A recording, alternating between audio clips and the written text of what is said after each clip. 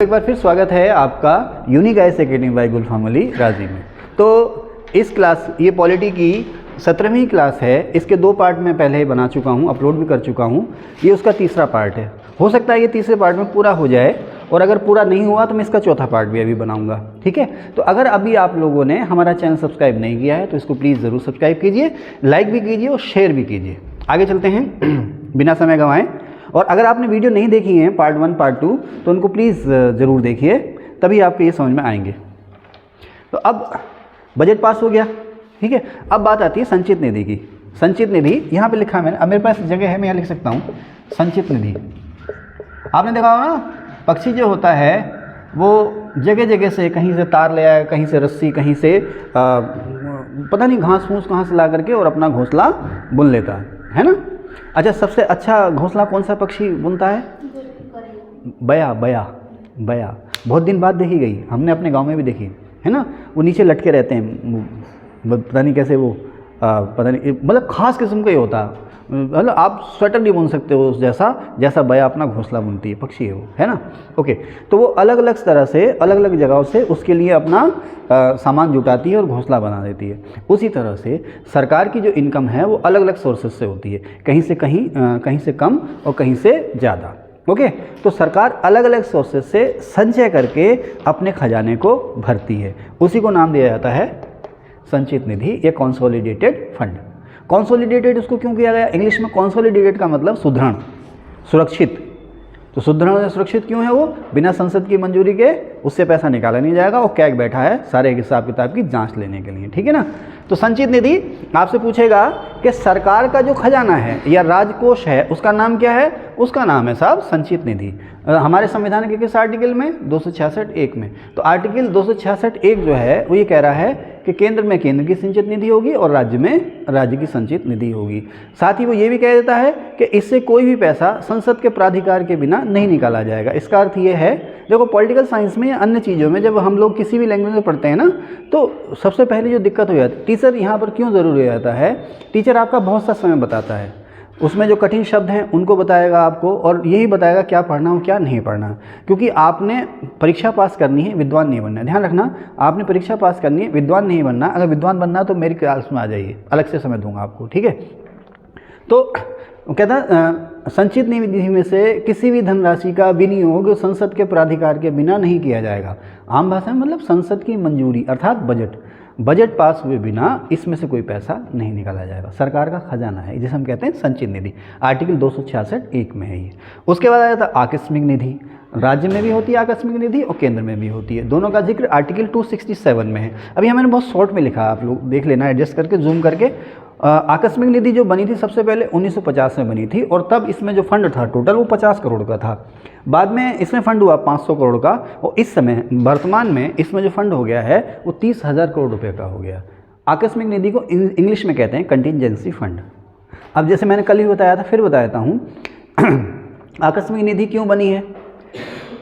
उसमें यह है कि अगर कोई आकस्मिक खर्च आन पड़ा है या आकस्मिक कार्य आन पड़ा है, किसी देश से युद्ध छिड़ गया, हमारा भूकंप आ गया, कोई आपदा आ गई, है ना, कोविड आ गया था ना, आपदा ही तो थी वो। तो अब ये तो हमने सोचा नहीं था, कोई ऐसा खर्च आन पड़ा जिसको हमने सोचा ही नहीं था, अचानक आ गया, और उसमें हम देर नहीं कर सकते पैसा निकालने में, पैसा खर्च करने में। भाई भूकंप आ गया, तुरंत राहत काम शुरू करने हैं ना, तो उसके लिए पैसा तो था नहीं भूकंप राहत के लिए, तो उसके लिए पैसा है कंटिजेंसी फंड या आकस्मिक निधि में। क्यों? अच्छा, संचित निधि में से क्यों नहीं निकाल सकते? क्योंकि संचित निधि में से अगर ये पैसा निकालेंगे तो बजट के थ्रू निकालेंगे, संसद से मंजूरी लेनी पड़ेगी, इसमें हमारा समय बहुत ज़ाया हो जाएगा और देर हम कर नहीं सकते। इसलिए जैसे अध्यादेश है ना कि भाई कोई ऐसा काम आन पड़ा है जो बहुत ज़रूरी है और जिस पर तुरंत कार्रवाई करना ज़रूरी है, संसद का सत्र चल नहीं रहा है, बिना संसद की मंजूरी के ये काम होगा नहीं, तो फिर राष्ट्रपति और राज्यपालों को क्या दे दी? ऑर्डिनेंस की पावर दे दी। उसी तरह से केंद्र में राष्ट्रपति के पास और राज्य में राज्यपाल के पास है आकस्मिक निधि, कि अगर कभी कोई नया आकस्मिक और ज़रूरी खर्च आ जाए तो आप इसमें से पैसा निकालने का आदेश दे सकते हो। तो क्या जैसे मर्जी निकाल लो? हाँ भाई, जैसे मर्जी निकाल लो, जितना मर्जी निकाल लो इसमें से। लेकिन तो क्या इस पर कंट्रोल नहीं होगा? होगा। जब इसमें वापस इसको रिफंड करोगे या रिफिल करोगे ना, रिचार्ज जब इसको करोगे, तो फिर संसद आपसे पूछेगी कि भाई ये जो इतना पैसा निकाला था वो कहाँ गया, किस पर खर्च हुआ। यानी कंट्रोल उसका पूरा बना रहेगा। ऐसा नहीं है कि साहब कंट्रोल नहीं है, कंट्रोल पूरा बना रहेगा। जब आप वापस संचित निधि से यानी खजाने से पैसा निकाल करके आकस्मिक निधि में डालोगे तो फिर संसद आपसे पूछेगी। ओके, अभी और बताता हूँ। फिर तीसरा होता है लोक लेखा। अच्छा, यहाँ पर लोक शब्द जो है ना वो सरकारी है, लोक का जो इंग्लिश पर्यायवाची है वो पब्लिक है। जब हम लोग पब्लिक एडमिनिस्ट्रेशन आपको पढ़ाएंगे तो उसमें आएगा भाई जो लोक प्रशासन है या पब्लिक एडमिनिस्ट्रेशन में है, तो पब्लिक एडमिनिस्ट्रेशन में पब्लिक शब्द का क्या अर्थ है। तो पब्लिक शब्द का अर्थ कोई कहता है भाई पब्लिक का मतलब सरकारी, या कोई कहता है पब्लिक का मतलब सार्वजनिक यानी कि सभी जनों का, कोई कहता है पब्लिक का मतलब जनता का। तो इसको लेकर के मतभेद हैं। तो आप यहाँ पर इस लोक लेखा का मतलब आप समझेंगे पब्लिक का लेखा, आम जनता का लेखा। आपने देखा होगा ना, सरकारी कर्मचारी होते हैं तो एक होता है प्रोविडेंट फंड, भविष्य निधि, उनके अकाउंट से हर महीने कुछ पैसा कटता रहता है, वो सरकार के पास जाता है। आप लोग जैसे LIC है, इंश्योरेंस पॉलिसी है, आप कुछ पैसा देते हो, वो पैसा सरकार के खजाने में चला जाता है। कन्याधन योजना चल रही है, जैसे ही कन्या का जन्म होता है तो उसका खाता खुल जाता है, उसके लिए सरकार पैसा जमा करती रहती है। जब वो 18 साल की हो जाएगी, ग्रेजुएट हो जाएगी, तो उसको वो पैसा मिलेगा, है ना। इसके अलावा कोर्ट में आप लोग किसी की जमानत करा रहे हो तो उसके एवज में कुछ पैसा दे रहे हो, है ना। कहीं आप बोली लगा रहे हो, टेंडर के लिए बोली लगा रहे हो तो उसकी जमानत के लिए पैसा जमा कर रहे हो। तो ये जितने भी पैसे हैं, इसके अलावा बैंकों में जमा पैसे हैं, बैंकों में जो पैसा जमा है आम जनता का, तो जितने भी पैसे हैं सरकार ने लौटाने हैं। किसको? जनता को। ध्यान रखना, संचित निधि का जो और आकस्मिक निधि का जो पैसा है वो सरकार का पैसा है, वो सरकार ने खर्च करना है संसद की मंजूरी से। जहाँ संसद उसको खर्च करने की मंजूरी दे दे वहाँ खर्च करना है, लेकिन वो सरकार ने किसी को लुटाना नहीं है। लेकिन लोक लेखा या अभी जो मैंने आपको बताया ना, ये जो पैसा है ये जनता का है और सरकार ने जनता को इसे वापस ब्याज समेत वापस करना है, ठीक है ना। तो इस तरह का पैसा जिसके लिए सरकार देनदार होती है, ये जो सरकार पर कर्ज होता है, जो सरकार को जनता का वो वापस करना है, जो जनता का ही पैसा होता है, वो उसके लिए अलग फंड है, उसके लिए अलग कोष या अलग खजाना है, जिसको हम कहते हैं लोक लेखा, पब्लिक अकाउंट। तो कंसोलिडेटेड फंड, कंटिजेंसी फंड और पब्लिक फंड, लोक लेखा, ठीक है। तो लोक लेखा किस आर्टिकल में? 266(2) में, ठीक है। तो आमतौर पर आपसे वनडे एग्जाम में, है ना, अब जैसे मैंने आपको बताया ना IAS, ये जो अभी जो डिस्कशन किया मैंने IAS PCS का किया, लेकिन ये वनडे में पूछ सकता है आपसे। जब ऐसा एक्चुअली मैं अक्सर अपनी क्लास में कहता हूँ कि रिवाज ही खत्म होता जा रहा है कॉन्सेप्चुअल पढ़ने का, गहराई तक पढ़ने का। फिर हम कहते हैं हमें नौकरी ना मिल रही, अल्लाह ने हमारी किस्मत में कुछ लिखा ही ना, हम तो 6 साल हो गए, 7 साल हो गए। अरे भाई, अल्लाह ये कह रहा है कि चीज़ों को गहराई से जानो, मुझे भी गहराई से जानो, अल्लाह को भी गहराई से जानो, भगवान को, खुदा को भी गहराई से जानो, और जो चीज़ें जो ज्ञान है ना उसे भी गहराई से जानो। भाई पहले तो सन 1980 से पहले पढ़े लिखे नहीं थे, तो हमारे बुजुर्ग कहते हैं कि जो भी 8 पास हो गया सरकारी कर्मचारी बुला के ले जाते थे, आओ भी नौकरी करो, आओ भी नौकरी करो, आई भी नौकरी करो, है ना। अब 80 के बाद हमारे यहाँ कॉलेज, इंटर कॉलेज खूब बन गए, शिक्षा की लहर आ गई, बेरोजगारी बढ़ गई। अब एक अनार 100 बीमार है, एक पद है 1 लाख दावेदार हैं, तो कंपटीशन तो हो गई ना। जैसे जैसे भीड़ बढ़ती जा रही है वैसे वैसे जो कंपटीशन का लेवल बढ़ता जा रहा है, जो क्वेश्चन है और एडवांस होते जा रहे हैं, एग्जामिनर आपसे अपेक्षा कर रहा है और गहराई तक जाओ, आप पढ़ नहीं रहे, आप वही सामान्य ज्ञान कौन क्या है, वन लाइनर, प्रश्न उत्तर, क्वेश्चन बैंक, 10,000 क्वेश्चन वाली बुक ले आया सर, मैं 2,000 क्वेश्चन वाली बुक ले आया, सजी पड़ी अलमारी में, है ना। उसमें कि मौद्रिक नीति कौन जारी करता, RBI, रटे फिर रहे हैं, मौद्रिक नीति कौन जारी करता, RBI, सब रट गया। तो मौद्रिक नीति है क्या, ये कौन पढ़ेगा, ये पूछ लिया। अरे यार पेपर, अरे यार गुलफाम भाई पेपर कॉन्सेप्चुअल आ गया, बड़ा कठिन आ गया पेपर ना। किताबें पढ़ो, है ना, ऑनलाइन भी जाओ, यूट्यूब पे भी जाओ, तो देखो कि कौन कॉन्सेप्ट को समझा रहा है। जरूरी नहीं कि मुझसे पढ़ो, किसी से ही पढ़ो, है ना। ये ऑनलाइन तो अब तो भाई सोशल मीडिया तो फुली डेमोक्रेटिक है। जैसे रिमोट में टीवी का चैनल बदलते हैं ना हम लोग, वैसे यूट्यूब वीडियो आती है तो ऐसे ऐसे हटाते हैं, जहाँ पर मज़ा नहीं आया हटो, वीडियो हटाओ, दूसरा चैनल देखो, हटो दूसरा चैनल देखो, जिससे मर्जी पढ़ो, लेकिन कॉन्सेप्चुअल पढ़ो, ठीक है। फैक्ट याद रखने बहुत ज़रूरी है, दोनों एक दूसरे के साथ ही हैं, कॉन्सेप्ट और फैक्ट जरूरी हैं, चाहे UPSC की तैयारी कर रहे हो चाहे पटवारी की तैयारी, ठीक है। तो आपसे आर्टिकल भी पूछेगा, ये क्या है वो भी पूछेगा। संचित निधि से खर्च संसद की मंजूरी से होगा, आकस्मिक निधि से खर्च केंद्र में राष्ट्रपति की मंजूरी से और राज्य में राज्यपाल की मंजूरी से। इसमें एक और सवाल आता है कि आकस्मिक निधि का जो खाता है वो कौन चलाता है, तो राष्ट्रपति की ओर से जो हमारा वित्त मंत्रालय का सचिव होता है, आकस्मिक निधि को वो चलाएगा, और राज्य में राज्यपाल की ओर से जो राज्य वित्त मंत्रालय का सचिव होगा वो राज्य के लोक लेखे को वो चलाएगा। ठीक है। अच्छा, लोक लेखा जो है ना, इस खाते को सरकार जो है एक बैंक अकाउंट की तरह चलाती है। जैसा आपका बैंक में सेविंग अकाउंट होता है ना, जब मर्जी जाओ पैसे निकाल लाओ, जब मर्जी जाओ पैसे निकाल लाओ, इसमें कोई बहुत ज़्यादा रोक नियंत्रण जैसा कुछ है नहीं। क्यों? क्योंकि अगर सरकार इसमें कुछ गड़बड़ी करती है, वो गड़बड़ी अपने आप पकड़ी जाएगी। कैसे पकड़ी जाएगी? बैंक डूब गया, लोग जाएंगे पैसा लेने, जब लोग अपना सारा पैसा लेने जाएंगे, बैंक के पास पैसा ही नहीं है, पता चल जाएगा भाई गड़बड़ी कर ली, पकड़ में आ जाएगी गड़बड़ी।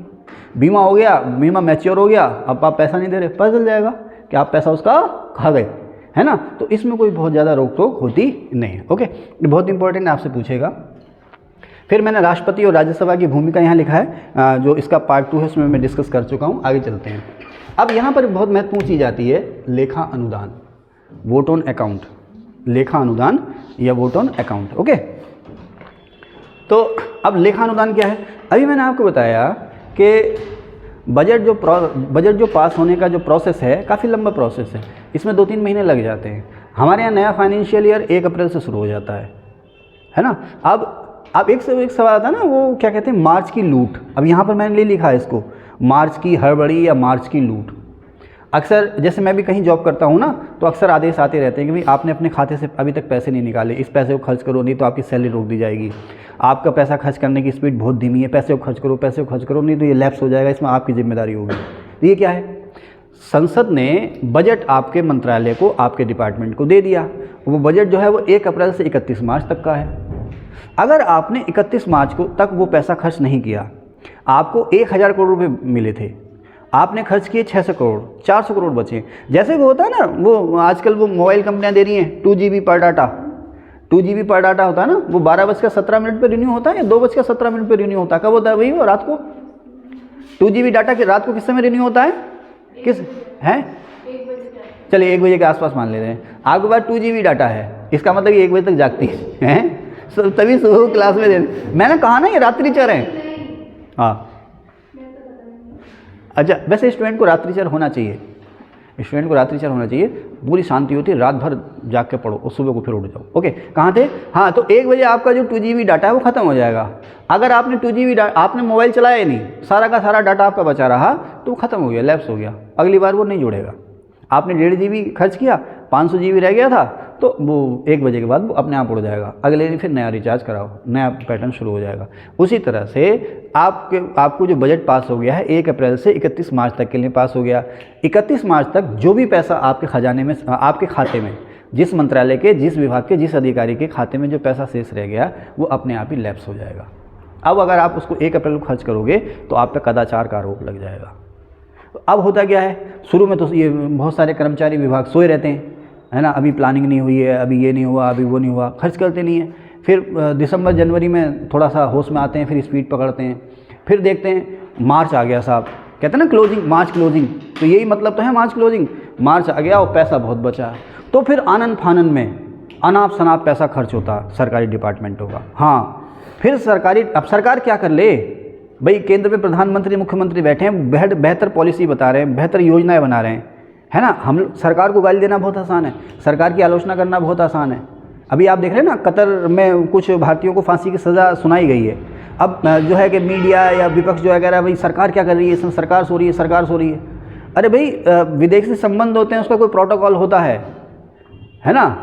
अब ये थोड़ी जाके हमला कर दो, तरीके से काम होते हैं।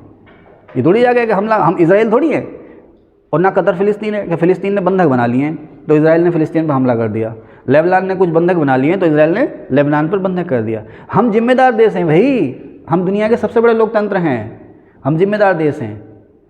हम बैकडोर से, कोई चैनल से कोई पॉलिसी बनाएंगे, ऐसा थोड़ी कि जाके हमला कर देंगे। तो सरकार अपने प्रयास करती है, सरकार को गाली देना बहुत आसान है। कितना तेल, कितना गैस हम खरीद रहे हैं, कितने हमारे प्रवासी वहाँ पर बसे हुए हैं जो रोज़गार पा रहे हैं, कितनी हमारी कंपनियां जिन्होंने कतर में इन्वेस्टमेंट कर रखा, ऐसी थोड़ी अपने वहाँ दूतावास बंद कर देंगे, संबंध खराब कर लेंगे। अभी मोदी जी को ये करना चाहिए कि आप उससे संबंध तोड़ लें। अरे भाई नहीं, बहुत महत्वपूर्ण है, खाड़ी के देशों में हमारे लिए, ऐसी थोड़ी। तो सरकार को गालियाँ देना बहुत आसान है, लेकिन ग्राउंड रियलिटी में मैं दुआ करूँगा आप भी कल को प्रधानमंत्री बने, तब आपको पता चलेगा कि यार ये है कितना मुश्किल, है ना। हम भारत हैं, हम नॉर्थ कोरिया थोड़ी हैं, हम चाइना, हम रशिया थोड़ी हैं, हम भारत हैं। हमारे हर काम तरीके से होता है। चले आगे, तो कहाँ थे, ये बात कहाँ से आई? हाँ, ये बात यहाँ से आई। लेकिन हाँ, अब ये जो प्रशासनिक अधिकारी हैं, ये जो प्रशासनिक अधिकारी कर्मचारी हैं ये सरकारी सारी योजनाओं को पलीता लगा देते हैं, अक्सर सोए रहेंगे, काम ही नहीं करेंगे, सोए रहेंगे, काम ही नहीं करेंगे, बैठे रहेंगे। लास्ट में देखेंगे भाई मार्च आ गई, अप्रैल आ गई, अब क्या करें, अब पैसा जो है आनन फानन में बिना देखे वाके इधर उधर खर्च करना शुरू कर देंगे। इसे कहते हैं मार्च की हड़बड़ी या मार्च की लूट, और ये बहुत खतरनाक है क्योंकि पैसा सब आपके टैक्स का ही तो था। तो खैर मार्च की लूट इसे कहते हैं। और अगर 31 मार्च तक आपने कोई पैसा खर्च नहीं किया तो पैसा लैप्स हो जाएगा, ठीक है ना। जैसे वो था ना लॉर्ड कॉर्नवालिस का स्थायी बंदोबस्त, सूर्यास्त का नियम, कि भैया अगर तय तारीख को आपने अपना लगान नहीं दिया तो ज़मीन जब्त, है ना। हाँ ओके, तो आगे चलें, कहाँ थे हम। हाँ, तो अब साहब 1 अप्रैल को नया फाइनेंशियल ईयर शुरू हो जाएगा, 1 अप्रैल को नया फाइनेंशियल ईयर शुरू हो जाएगा। अब बजट पास हुआ नहीं है, सरकारी कर्मचारियों को वेतन देना, बजट तो पास हुआ नहीं है, पैसा खजाने में है लेकिन बजट पास नहीं हुआ, मीन्स विनियोग विधेयक, वित्त विधेयक जो है ना वो पास नहीं हुए हैं। तो जब तक संसद से बजट पास नहीं होगा तब तक उस खजाने से पैसा निकलेगा नहीं। तो इन्हें सैलरी कहाँ से दें, जो जरूरी खर्चे हैं वो कहाँ से पूरे करें, तो उसका रास्ता निकाला गया, ब्रिटिशर्स के समय से निकाला गया, उसका भी रास्ता निकाला गया। रास्ता ये निकाला गया कि एक बिल है, उसे हम कहते हैं लेखा अनुदान बिल, लेखानुदान या लेखानुदान, vote on account, vote on account, BOA लिखा है मैंने शॉर्ट में, वोट ऑन अकाउंट या लेखानुदान। इसमें क्या है कि संसद को ये अधिकार है कि वो एक लेखानुदान नाम का, लोकसभा में रखा जाएगा, वो लेखानुदान नाम का बिल रखा जाएगा। और उसमें तरीका ये है कि जिस मंत्रालय को जो बजट पेश किया गया है, जिस मंत्रालय को जो बजट मंजूर किया गया है उसकी फाइनल मंजूरी होने तक, जिस मंत्रालय के लिए, किसी मंत्रालय के लिए जो कुल बजट प्रस्तावित किया गया, प्रपोज किया गया है, जब तक के संसद की उस बजट को फाइनल मंजूरी ना मिल जाए तब तक 2 महीने के लिए जो पैसा आप निकाल सकते हो। जैसे मान लो 12,000 करोड़ रुपए किसी मंत्रालय को दिए गए, ठीक है ना, तो उसने हिसाब लगाया भाई 1 महीने में 1,000 करोड़ रुपए खर्च हो जाने चाहिए, 2 महीने में 2,000 करोड़ रुपए खर्च होने चाहिए। तो जब तक बजट को फाइनल मंजूरी ना मिल जाए आप 2 महीने के खर्च के लिए पैसा निकाल लो, इसके लिए भी संसद मंजूरी देती है, इसे कहते हैं लेखानुदान। और एक आध बार ऐसा भी हुआ है, क्या है भाई, 2 महीने के लिए आप पैसा निकाल सकते हो। अब हुआ क्या है, जैसे मान लो इमरजेंसी आ गई या युद्ध छिड़ गया किसी से या कोविड आ गया तो बजट पास हो ही नहीं पा रहा है, तो इसे आप 2-2 महीने करके, चाहे जब तक पैसा को निकाल सकते हो, 2-2 महीने करके।